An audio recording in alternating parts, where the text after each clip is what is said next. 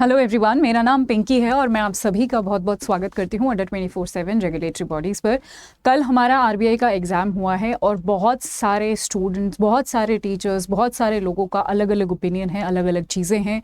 बहुत सारे लोग इस एग्ज़ाम को अलग अलग एग्ज़ाम से कंपेयर कर रहे हैं। बहुत सारे लोग बोल रहे हैं टफ़ है, बहुत सारे लोग बोल रहे हैं कि ये स्टैंडर्ड जो है वो पिछले 1-2 साल में सेट हो गया था और उसी को आरबीआई कंटिन्यू कर रहा है और यूपीएससी की लाइन पर चल रहा है वगैरह वगैरह। ठीक है, सो अलग अलग ओपिनियंस हैं। आज हम जिस टॉपिक के बारे में बात करने वाले हैं वो ये है कि क्या ट्रेंड आजकल होता जा रहा है और आगे के लिए, फ्यूचर के लिए, स्पेशली जो बच्चे अगले साल लिखने वाले हैं, या फिर बेसिकली आज हम ये समझेंगे कि जो ट्रेंड यहाँ पर सेट कर दिया है आरबीआई ने वो क्या है और हमें किस अप्रोच के साथ अभी आगे तैयारी करनी चाहिए और is it right to compare it with UPSC और नॉट।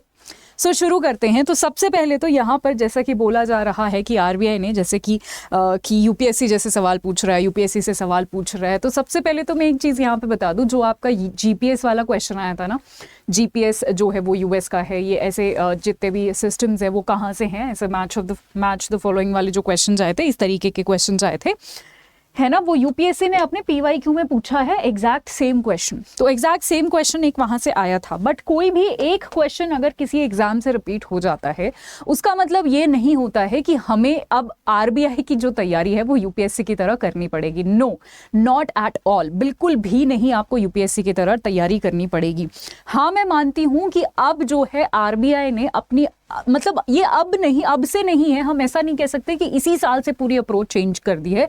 पिछले 1-2 साल से ऑलरेडी जो है अप्रोच चेंज की हुई है, बट इस बार जो है स्टूडेंट्स को ना बहुत ज़्यादा, मुझे लगता है कि बहुत ज़्यादा पेशेंस उनका चेक करने की कोशिश की गई है कि हम ऐसे, एक होता है ना नाक हम सीधा पकड़ लेते हैं, एक हम ऐसे हाथ घुमा के पकड़ते हैं, तो वो घुमा के पकड़ने की कोशिश करी गई है। तो आप क्वेश्चन में भी आपने ये रियलाइज़ किया होगा कि जो सिंपल क्वेश्चन है, टॉपिक्स हमने पढ़े हुए हैं, ऐसा कोई टॉपिक नहीं आया था जो हमने पढ़ा नहीं हुआ। ठीक है, आपने रियलाइज किया होगा कि टॉपिक तो हमने पढ़ा हुआ है, बट उसमें से जो क्वेश्चन पूछा गया है ना वो ऐसे घुमा घुमा के क्वेश्चंस पूछे गए हैं, डायरेक्ट क्वेश्चन नहीं पूछे गए, या फिर जानबूझ के उनको इतना लेंथी बना दिया गया है कि आपसे पढ़ा ना जाए या फिर वो कंप्लीट ना हो। इसलिए मुझे नहीं लगता कोई भी 80 क्वेश्चन अटेम्प्ट भी कर पाया होगा, कोई भी नहीं होगा ऐसा जो पूरे 80 के 80, स्पेशली अगर मैं जीए की बात करूँ, वो अटेम्प्ट कर पाया होगा। ठीक है, अगर आपने 40 भी एक्यूरेसी के साथ अटेम्प्ट कर लिए तो आप, ये बहुत अच्छा नंबर है। ठीक है, ये 50% की बात कर रही हूँ मैं। तो इस तरीके से क्वेश्चंस को बनाया गया है, हालांकि टॉपिक्स हमने सब पढ़े हैं, सब क्लास में कवर किया है। सो डेफिनेटली यहाँ पर सिर्फ एक चीज़ जो आपको सीखने की है वो ये है कि आपको यूपीएससी की लाइन पे नहीं जाना है, नॉट एट ऑल। ठीक है, दूसरा आपको जो है अब यहाँ पर ऐसा हो गया थोड़ा सा कि यूपीएससी के एक्सट्रीम तक नहीं जाना है, पर जो अब वो वन लाइनर वाला सिस्टम था ना, आपने देखा होगा इस बार ऐसे जो वन लाइनर हैं बहुत कम आए हैं। ठीक है, ऐसे डायरेक्टली चीज़ें जो भी पूछी गई हैं वो बहुत कम पूछी गई हैं, तो थोड़ा सा आपको एनालिटिकल अप्रोच रखना पड़ेगा और आई एम श्योर वो आप रख भी रहे होंगे, बट उसको कहीं ना कहीं इंक्रीज़ करना पड़ेगा। जैसे मैं भी अपनी क्लासेस में, अगर आपको नहीं पता तो मैं जो है 6 बजे शाम को रोज, आज भी लूंगी, द बिगर पिक्चर करके एक शो आता है जहां पर मैं डेली के करंट अफेयर्स पढ़ाती हूँ और यहाँ पर मैं आपको ये एनालिटिकल अप्रोच सिखाती हूँ कि कोई भी चीज़ अगर, जैसे फॉर एग्जांपल इस साल जो है एक क्वेश्चन आया था, एक सेकेंड, हाँ इस साल, ओके माफ कीजिएगा, इस साल जो है एक क्वेश्चन आया था ओईसीडी से। ठीक है, एक ग्रुप ऑफ कंट्रीज है ये, यहाँ से एक क्वेश्चन आया था। अब मैं अक्सर जो है आपको कोई भी ग्रुप हो, चाहे वर्ल्ड बैंक हो, चाहे आईएमएफ हो, ठीक है, मैं आपको सिर्फ ये नहीं बताती हूँ कि जी ये 1944 में बना था, इसका काम ये है, इसके इंस्टीट्यूशंस ये हैं, नहीं।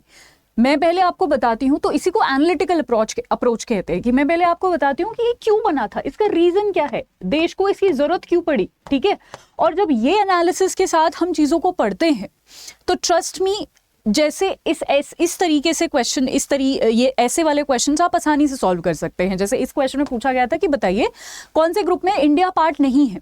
अब कोई ऐसा ग्रुप है जो है ही डेवलप्ड देशों का ग्रुप, तो उसमें इंडिया कैसे पार्ट हो सकता है। और ये मैंने अपनी क्लासेस में बहुत चिल्ला के बोला हुआ है कि इसको आप ऐसे याद करो कि ये तो जी डेवलप्ड कंट्रीज का ग्रुप है। ठीक है, और मुझे कॉमेंट सेक्शन में भी एक बच्ची ने पूछा था कि मैम क्या इंडिया इसका मेंबर है, और हमें उस टाइम पे तो नहीं पता था कि ये एग्जैक्टली यही क्वेश्चन जो है आरबीआई में रिपीट होने वाला है, बट ये रिपीट हुआ।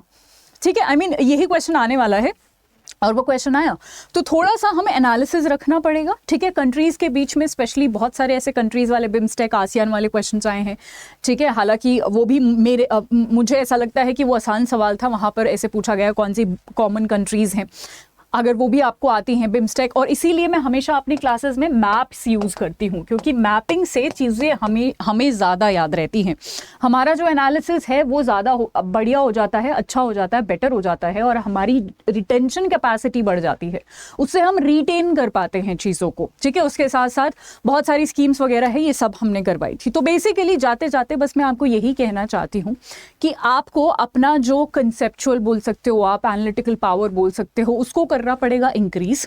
बहुत ज़्यादा यूपीएससी के उसमें नहीं जाना है, बिल्कुल भी नहीं जाना है। In fact that is a different game all together, वो तो डिफरेंट ही गेम है, ठीक है। इनफैक्ट अगर आप में से कोई वो है जिसने यूपीएससी भी लिखा है, वो बिल्कुल समझ रहा होगा कि ये यूपीएससी जैसा पेपर बिल्कुल भी नहीं था। मैंने दोनों ही पेपर देखे हैं, तो मुझे बहुत अच्छे से पता है कि बिल्कुल भी कोई सिमिलैरिटी नहीं थी, ठीक है। मैं चाहती हूँ कि जो भी अगर आप फेज़ 2 लिख रहे हैं या फिर आप नेक्स्ट ईयर लिखेंगे, तो आपके लिए अब जो है चीज़ें शॉकिंग नहीं होनी चाहिए, और हम इसी तरीके से जो है मेहनत करेंगे फेज़ 2 के लिए, और जो है आगे आने वाले समय के लिए। अगर आपको फेज़ 2 के लिए यहाँ पर तैयारी करनी है, तो आप सभी के लिए एक बेहतरीन मौका है, ठीक है। यहाँ पर आप देख सकते हैं, हाँ जी। सो आप सभी सबसे पहले आप सभी को अड्डा 24/7 का ऐप डाउनलोड कर लेना है, क्योंकि ऐप से आपको 1% एक्स्ट्रा डिस्काउंट मिलता है और आपको क्वेश्चंस प्रैक्टिस करने को मिलते हैं, ठीक है।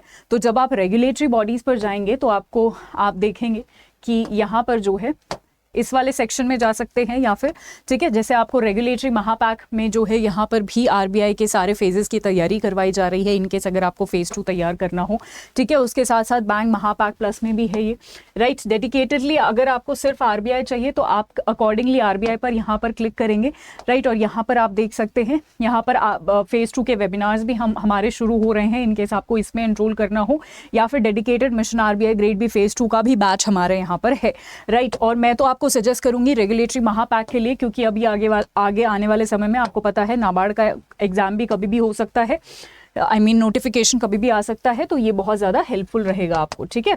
सो ये क्या करना है आपको, इन किसी भी चीज़ में एनरोल करने के लिए आपको सिर्फ एक कोड यूज़ करना है, विच इज़ Y674, जिससे आपको मैक्सिमम डिस्काउंट मिलेगा।